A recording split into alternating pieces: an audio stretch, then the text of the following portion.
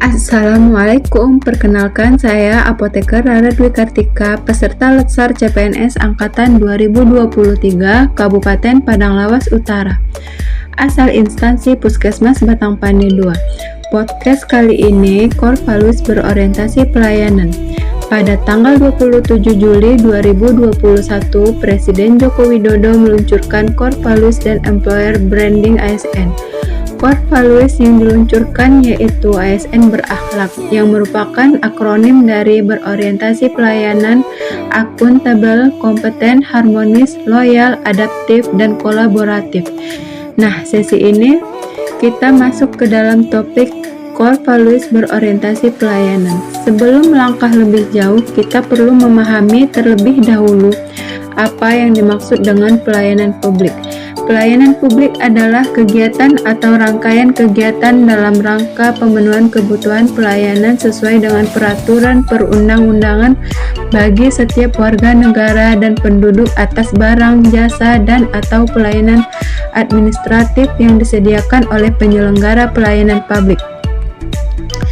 Prinsip pelayanan publik yang baik adalah 1. Partisipatif, 2. Transparan, 3. Responsif, 4. Tidak diskriminatif, 5. Mudah dan murah, 6. Efektif dan efisien, 7. Aksesibel, 8. Akuntabel, dan 9. Berkeadilan.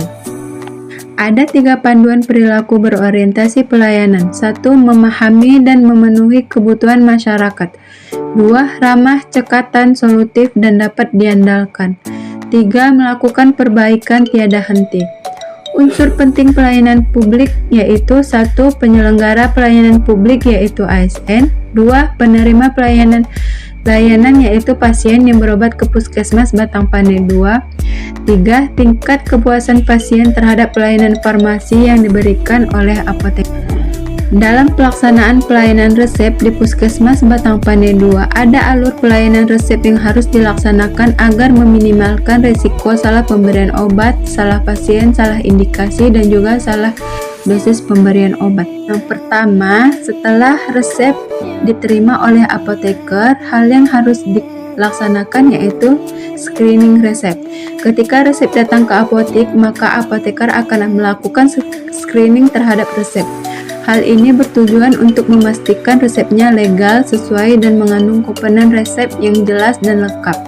Pada tahap ini dilakukan screening terhadap 3 aspek, yaitu persyaratan administratif seperti nama dokter, tanggal penulisan resep, tanda tangan atau paraf dokter, identitas pasien, dan lain sebagainya.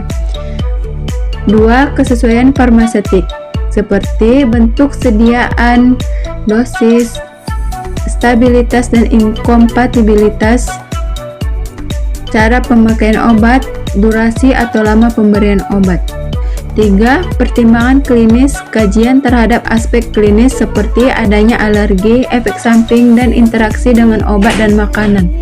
Kesesuaian obat dengan kondisi pasien seperti kesesuaian dosis, durasi, jumlah obat, dan lain-lain.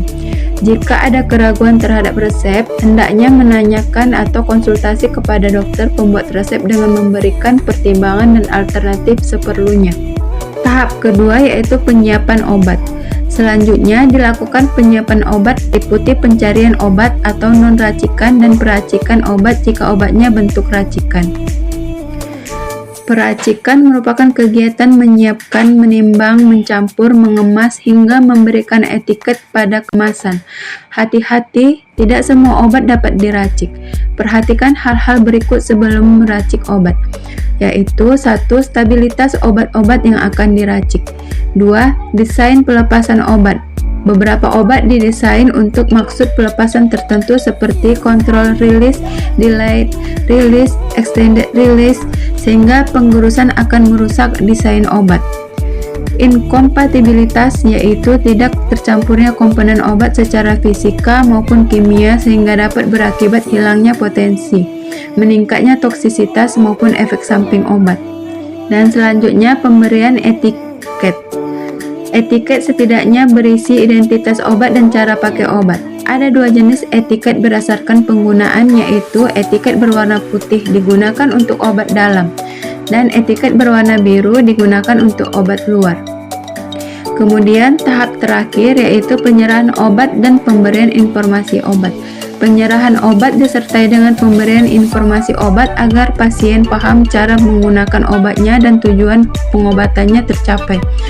Apoteker dan TTK harus memberikan informasi yang benar, jelas, tidak bias, terkini, dan bijaksana informasi obat. Setidaknya meliputi nama obat, indikasi, cara pakai obat, efek samping yang mungkin muncul, perhatian atau peringatan hal apa saja yang harus diperhatikan selama menggunakan obat, cara penyimpanan obat, dan lama penggunaan obat. Dan tidak lupa menerapkan budaya 5S, yaitu senyum, sapa, salam, sopan, dan santun. Sekian podcast saya kali ini. Assalamualaikum warahmatullahi wabarakatuh.